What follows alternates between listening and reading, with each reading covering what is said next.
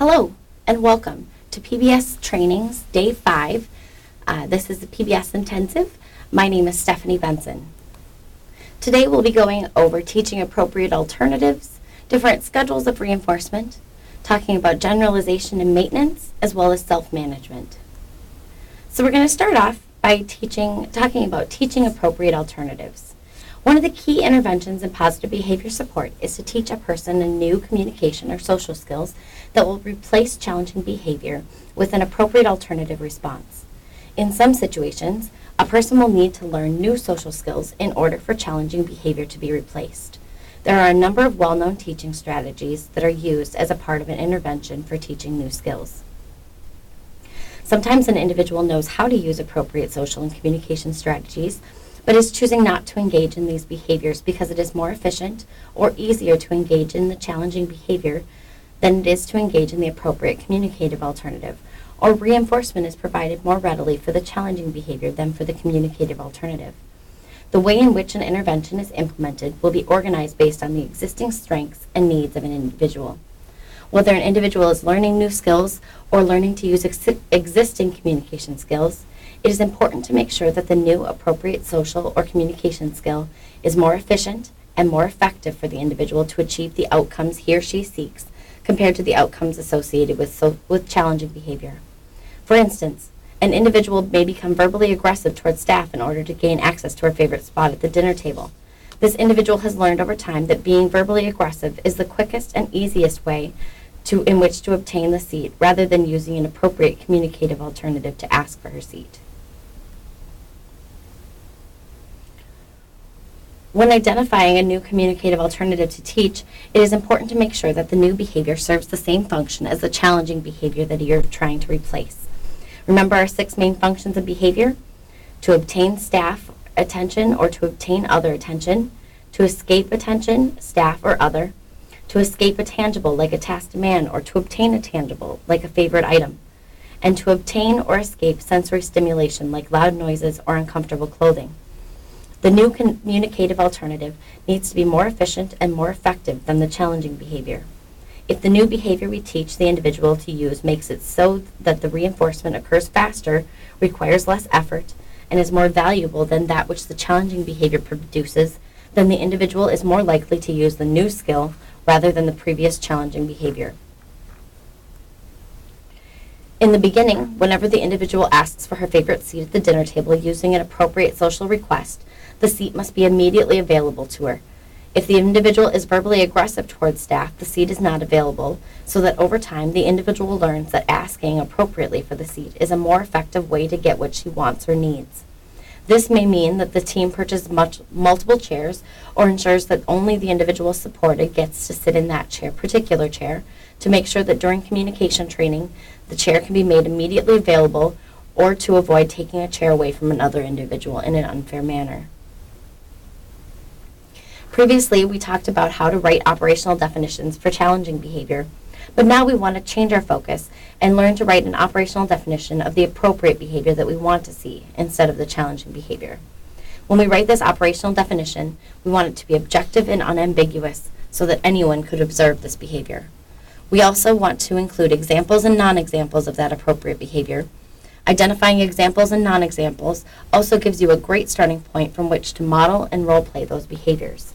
You can also take pictures or videos of the individual performing the replacement behavior and the non-examples. Prompting strategies can take on any forms, from physical guidance to visual cues to written reminders. We'll discuss these prompting strategies in more detail. And of course, you want to reinforce using behavior-specific praise contingent on the individual engaging in the appropriate behavior. There are different types of prompting strategies, including response prompts and stimulus prompts. It's important to remember that it's harder to fade verbal prompts compared to physical prompts.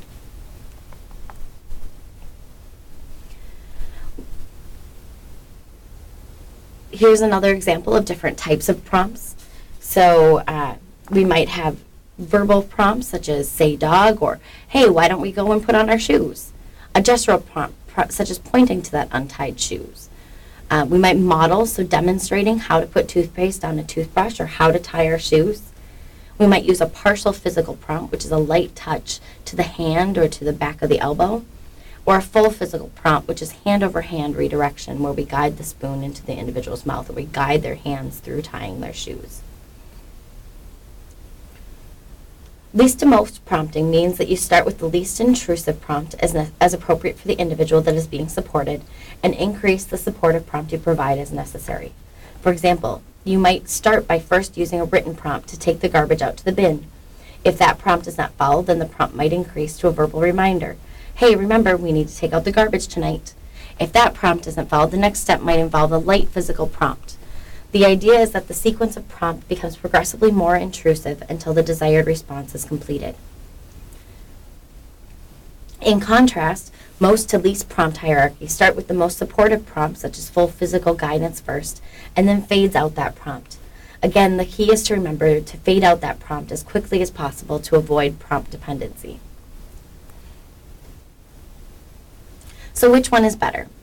It's going to depend on the individual, and it's going to depend on the context. So does that individual enjoy physical contact, or do they have a strong dislike for physical contact?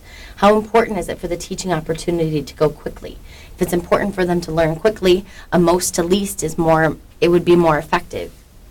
In a perfect world, the most to least will be the best way to teach a learner in acquisition, and then least to most is used once that individual has produced the behavior and has reduced prompting. Stimulus prompts are any prompts that involve establishing an independent response and then maintaining it under increasingly more difficult circumstances. So, for example, a movement cue might be something as simple as a point or a glance indicating the correct response. Position cues use the position of the item to elicit an appropriate behavior. So, for example, if we're trying to encourage an individual to use their utensil to eat more often, we might place the utensil on the plate rather than on the table next to the plate as a way to encourage or prompt the appropriate utensil use. Redundancy cues exaggerate some dimension of the correct response, such as the color or shape of the object, so as to pair it with the correct response. If there's a skills deficit, we might use a task analysis or multiple step instructions that you break down a task and then assess an individual's ability to complete each step. When you're writing a task analysis, it's important to know the starting point of the individual you are supporting.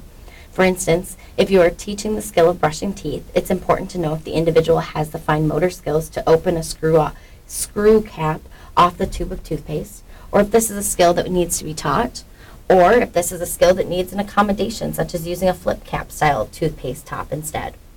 If you imagine brushing your teeth, there are many different steps involved, so it becomes important to do some quality control and make sure that someone else can perform the task based on the steps you provided or not. Keep the instructions concise by using action verbs to start instructions, such as get the toothbrush, place the toothbrush next to the sink, and always make sure to match the instructions to the functioning level of the individual. For instance, if the person cannot read, it would make very little sense to provide a task analysis based on written language. Instead, we might make that task analysis that relies on pictures or even objects. So here's just some examples of visual task analysis. So here's a picture task analysis that tells you how to make breakfast. Here's a written task analysis for toothbrushing.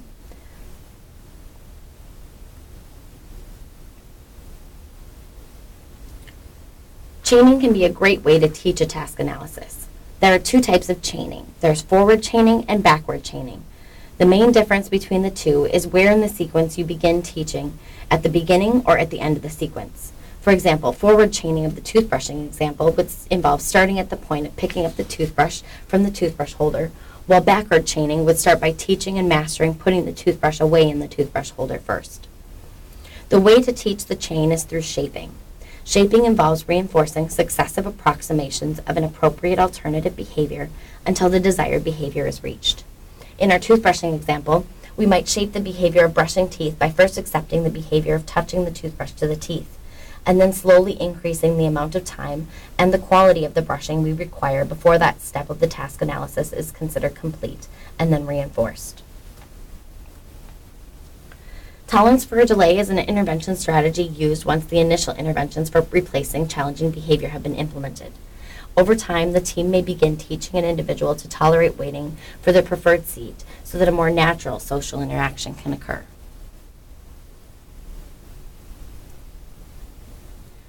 So we've talked a bit about how to teach someone a new skill, but under what schedules of reinforcement do we teach individuals to engage in new behaviors, and how do we make those schedules of reinforcement more in line with everyday occurrences of natural reinforcement?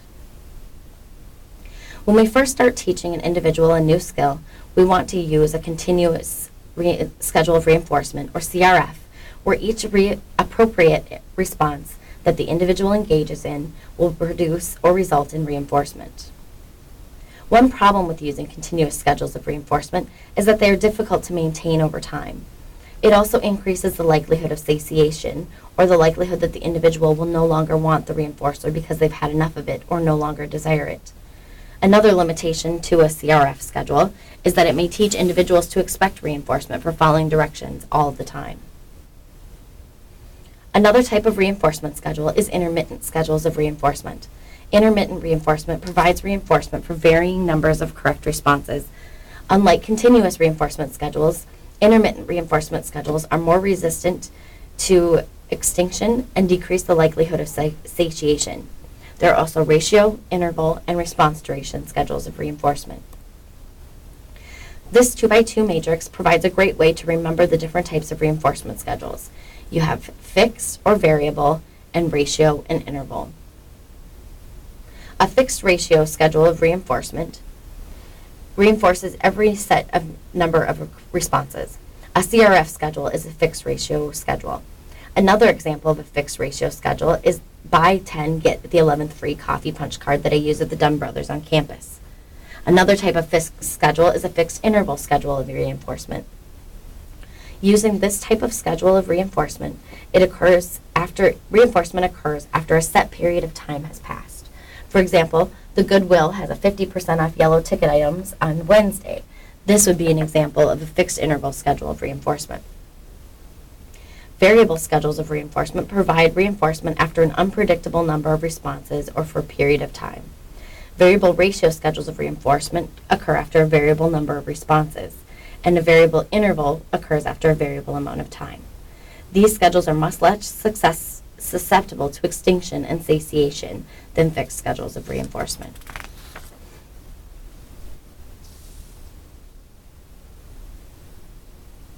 There are some challenges associated with each type of reinforcement schedule. For example, fixed interval schedules of reinforcement, behavior will often slow right after reinforcement has been received. For example, with my coffee punch card, I'm much less likely to frequent that particular coffee shop right after I have redeemed my punch card. But as I get closer to 10 punches, I might become more likely to suggest that coffee shop because of the increased access to the reinforcer.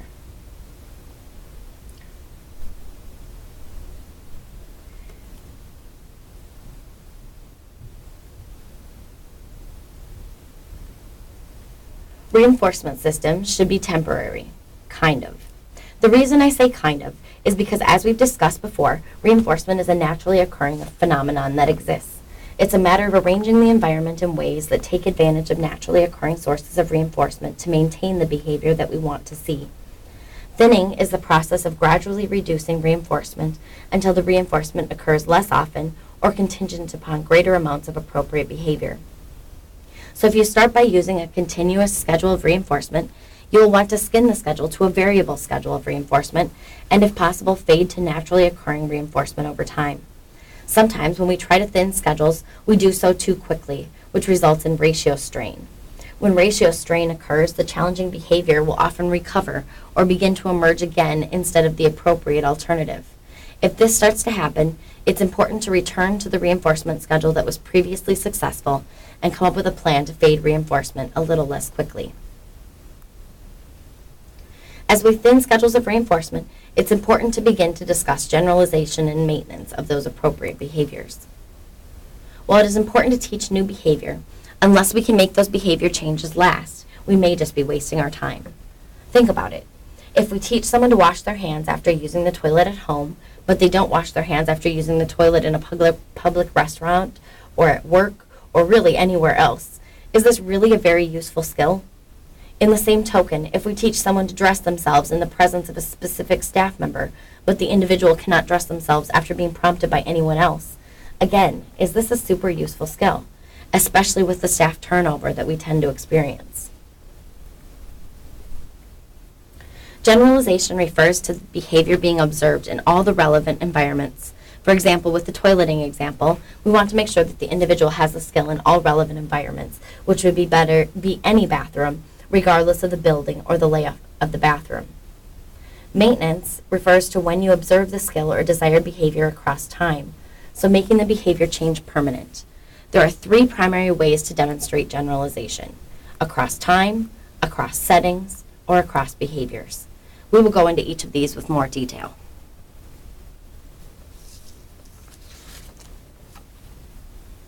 When teaching a new skill, we want the individual to know that they're not just being taught, but for extended period times after the response has been taught.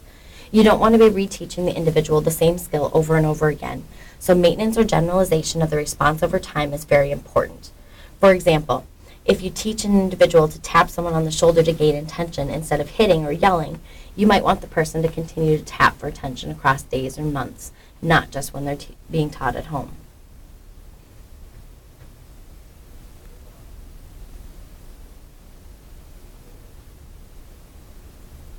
Response generalization occurs when a change in one behavior results in a change in similar untaught behaviors.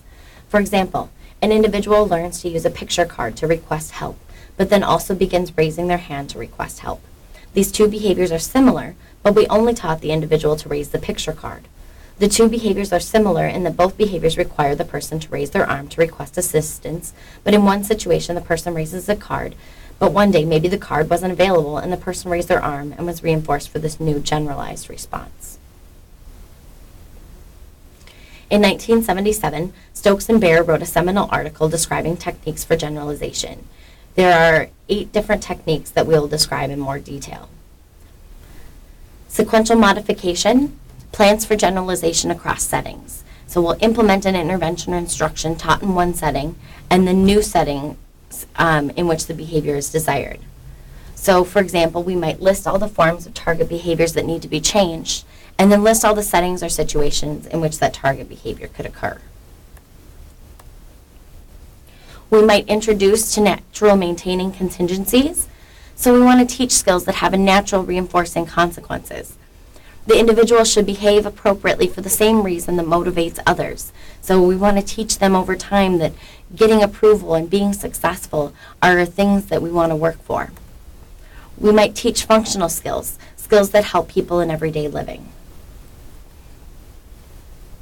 We might also introduce to natural maintaining consequences. So this can be used for social, communication, grooming, or assertiveness skills. It can involve training people to recruit reinforcers from the environment and teaching them to recognize when reinforcement is delivered. It helps maintain because individuals are responding to that natural contingency as opposed to the imposed contingencies that we've placed in the world. We might train sufficient exemplars. So this means that we teach the desired class of responses in various situations with varied stimuli. So for example, I know some individuals that I've worked with in the past, they might think that only one example is the example that I'm teaching them. So for example, if I don't teach Coke to a wide variety of different options, so that there's Diet Coke and Cherry Coke, and that a can of Coke is a Coke, and that a bottle of Coke is a Coke, and a 2-liter is a Coke, that all of these things that have the same label are a Coke, you might learn that only one example is what that means. Training for generalization, you might train loosely. So instead of rigid, unchanging conditions, we might change up the way you teach a new skill or behavior. So instead of mastering a single skill before teaching something new, you might introduce and practice several different ways at various times of day, having different types of people present, different roommates, maybe staff, and teach from a variety of different positions. Using indiscriminable contingencies, so make it using that variable or intermittent schedules of reinforcement so it's unclear when behaviors will be reinforced. so that the individual has to continue that desired behavior in order to obtain reinforcement. This helps with maintenance because often we are intermittently reinforced for our good behavior. Intermittent reinforcement, delayed delivery of reinforcement, and thinning schedules of reinforcement are great ways of introducing indiscriminable contingencies. Another way that we might do this is by programming common stimuli. So using similar stimuli in the training setting as well as the natural setting in which the behavior is desired. So it might be, for example, in the hand washing, when we go into a public restroom, the soap and the towel and everything is different than it is when we're at home. So it might be bringing that soap that we use at home into that new situation or that new training setting, and then it makes it easier, and it's easier to generalize that skill of hand washing over into the new environment. We might mediate generalization, which means reinforcing the behavior occurring in novel situations. So it's teaching individuals to monitor and report on their generalization or their self-management.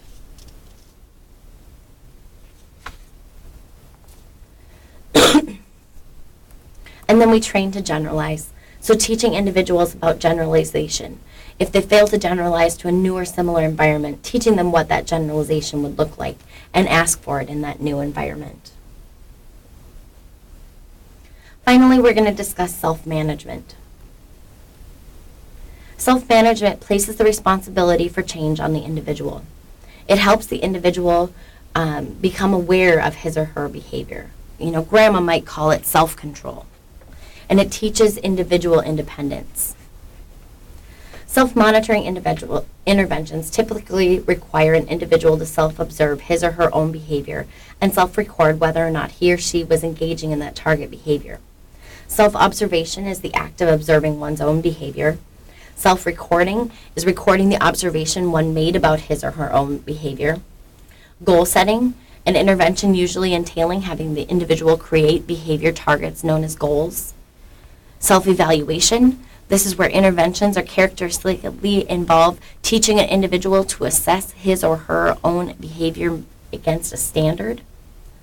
Self-instruction, interventions require teaching an individual how to use self-statements to direct his or her own behavior. And then self-instruction, or strategy instruction, interventions typically used to teach an individual a series of steps to follow a complete a task independently. Self-recording, sometimes called self-monitoring, but always refers to when we ask individuals to evaluate their own performance rather than just record it. You can have cued and uncued self-recording, so the difference would be giving a signal to indicate whether they were performing that behavior or not. You want to provide immediate and visual feedback and get it's the most effective way for maintaining behavior. So some components of self-recording. You want to select the behavior to be recorded. You want to come up with an operational definition for that behavior, including examples and non-examples. You might select a system for data collection, so including a chart. Maybe it's going to be a check mark or smiley faces or stickers or some kind of self-management system of data collection. Then you're going to teach the individual how to do it. You want to monitor at least one practice session to make sure that the individual knows how to do this correctly so that they're accurately monitoring their own behavior. And then allow the individual to use the system independently. We want to make sure that the individuals we're supporting are involved in setting their own goals. Evidence shows that those individuals who set their own goals are more likely to attain those goals than goals set by someone else. Goal setting improves behavior by being specific. It needs to be challenging but achievable. It needs to be something that can be attained, rather something that's more immediate rather than something at a distance. And we need to think about feedback for success or for failure. Self-evaluation. We teach individuals how to discriminate between acceptable and inappropriate behaviors. This might be through direct instruction, it might be through modeling or through some video examples. Prompts are often supplied by others. Self-instruction involves providing prompts for oneself. For example, I before E except after C. This talking to yourself through a dance step. In self-instruction, training occurs before students are given problems to solve, questions to answer, or tasks to perform.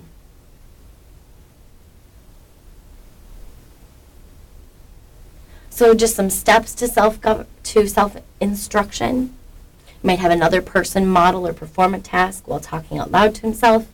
Then that individual performs the same task under the direction of someone else's instructions. Then you have that individual perform the task while instructing themselves out loud. Then the individual whispers the instructions to himself while they go through the tasks. This is a way of fading that guidance. And then the individual performs the task while guiding his performance via private speech or inside their head.